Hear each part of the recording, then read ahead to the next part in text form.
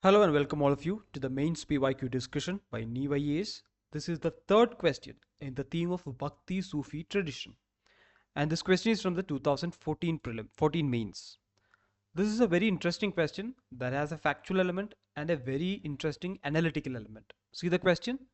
Sufis and medieval mystic saints failed to modify either the religious ideas and practices or the outward structure of Hindu Muslim societies to any appreciable extent. So, this statement is a criticism of the Sufi and medieval mystic saints, for example, the Bhakti tradition.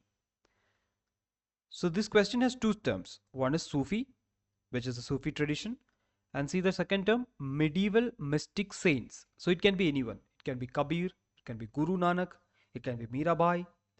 So it's a comprehensive question that takes everything, every reformist tradition in the medieval times into consideration and says that it couldn't change the outward structure of the existing religions, which is Hinduism and Islam. And it also says that even though minor changes were there, to any appreciable extent, this change is not there. And you just have to comment on that. So structuring here is difficult because the question is set like that. So we have to develop a dimension. So we have developed two dimensions.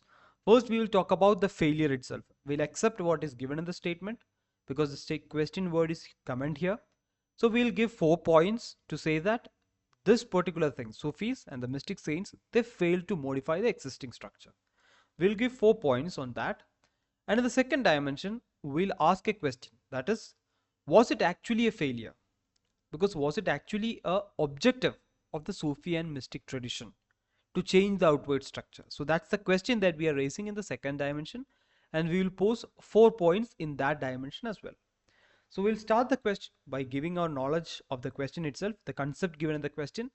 We'll talk about Bhakti and Sufi tradition first, the major tenets of it. We'll say that it is based on individual devotion, personal God, and non-ritualistic worship. Then in the second paragraph, in the introduction itself, we'll talk about medieval mystics because the question talks about them. We'll give three names: Kabir, Guru Nanak, and Mirabai. So that will be our introduction. And in the first part, as I said, we'll talk about the failure to modify the existing structure, just like what is given in the question here. So first we'll say that the clout of orthodoxy is very strong. For example, even in present times, you can see organized religions continuing because they have an organized structure. That orthodox structure where you have temples, mosque, clergy, texts and everything, that organized structure is very strong. So the clout means the power.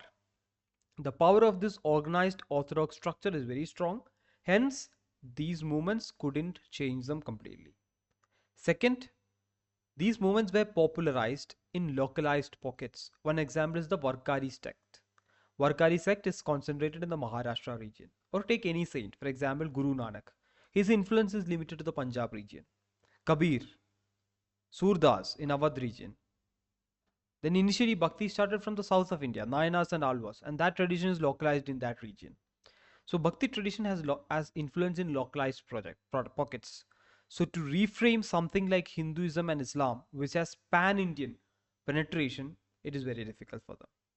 Next up is lack of unified nature. The same point, extension of the same point that I told you. Hinduism and Islam are organized religions and they have a unified nature. For example, Quran is recited in Kashmir as well as in Kerala. Epics like Mahabharata and Ramayana has transcended ages and it has an appeal all throughout the nation and even outside the nation. So to subvert something like this, these traditions didn't have the power to do that. Finally, the approach. See, the process of religion is top down. You have a prophet or you have a religious class on top. Then you have the traditions and the thing that say. This will get penetrated to the larger masses from there.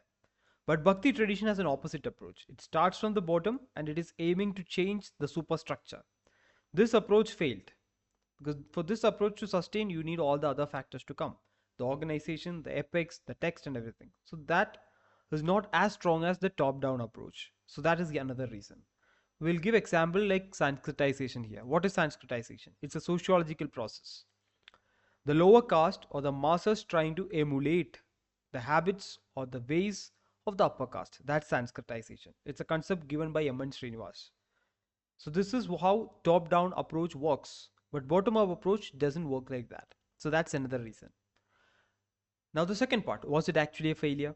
There we will talk about the objective. So, the objective of Sufi and medieval mystic saints was not social reform primarily. Then what was it? It was to expand the existing norms. For example, Sufism talked about expanding the teachings of Prophet towards the larger ideas of love and tolerance. Same thing with Bhakti. What Adi Shankara did was to interpret the Upanishads for the masses. He came up with the idea of Dvaita and formation of sects. This was a UPSC previous year question in the mains. The salience of sects in India. So formation of sects is part of the expansion process. The next up will give the point of Hinduism as an all-embracing format. So when you have an all-embracing format, you cannot fundamentally change that. Take the case of Buddha. Buddha came up with the Shramana tradition. It was a challenge to the Vedic ritualistic tradition in that times. But later Buddha got absorbed into the larger Hindu fold. Now Buddha is considered as one of the avatars of Vishnu. So this is how the fluidity of the Hinduism absorbs everything into this. Finally, they led to the liberalization of orthodoxy and cultural syncretism. This is one point we'll say in positive, on the positive note. So the existing orthodoxy did undergo some changes, that is liberalization. And it also led to cultural syncretism, that is absorption of various cultures. So with all these points, we'll argue that this was not actually a failure. But at the same time, in the first part, we'll give some points in favor of the failure argument. So it will be a balanced answer as a whole. And we'll conclude this by talking about the primarily religious movements had a social context. So see, every Bhakti tradition or a Sufi tradition, it had a social context. That social context was to challenge the existing ritualistic practices.